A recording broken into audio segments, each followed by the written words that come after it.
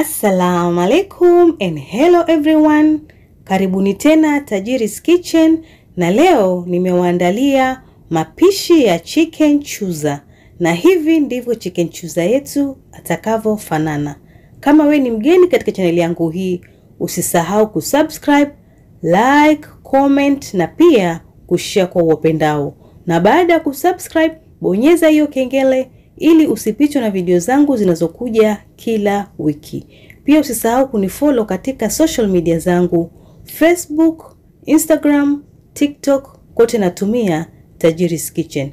Karibuni sana Tajiri's Kitchen kwa mapishi zaidi ya kila wiki. Karibuni jikoni.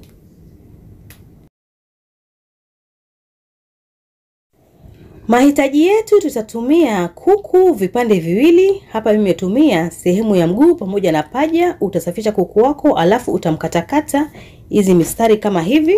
Katika bakuli utaweka masala nusu kijiko, pilipili ya kuponda robo kijiko, garam masala nusu kijiko, pilipili manga robo kijiko, kitunguu thomu pamoja na tangawizi mbichi nusu kijiko cha chai, yogurt vijiko viwili vya mezani.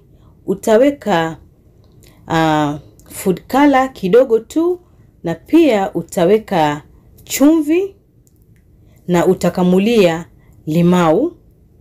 Baada ya hapo utakoroga vizuri mchanganyiko wako ili uweze kuchanganyikana vizuri kabisa. Alafu sasa utachukua kuku na utaweka ndani kama hivi. Utachanganya vizuri na hivi viungo ili wapate kukolea kabisa hivi viungo. Baada ya hapo kumaliza, sasa tutawafunika hawa kuku kwa muda wa lisali moja ama zaidi ili wapate kushika hivi viungo vizuri kabisa. Okay?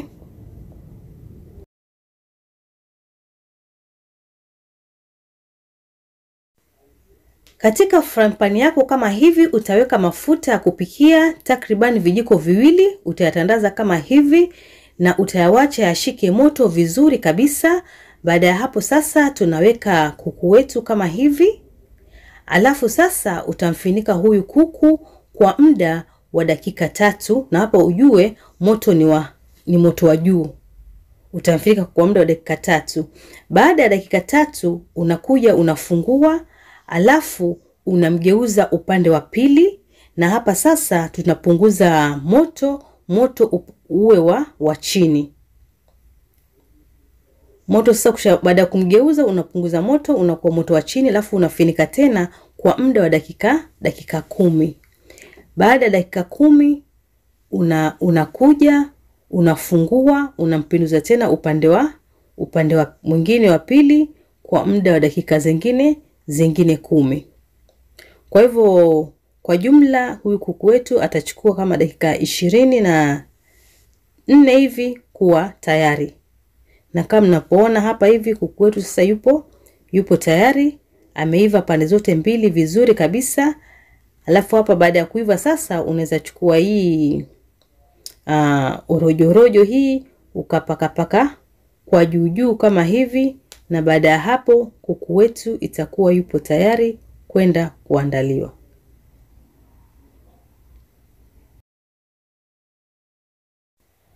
Na chickenchooza wetu yupo tayari kama mnavyomuona, anavutia kweli kweli na rangi yake ya kupendeza. Na hapa ni utamu wa hali ya juu.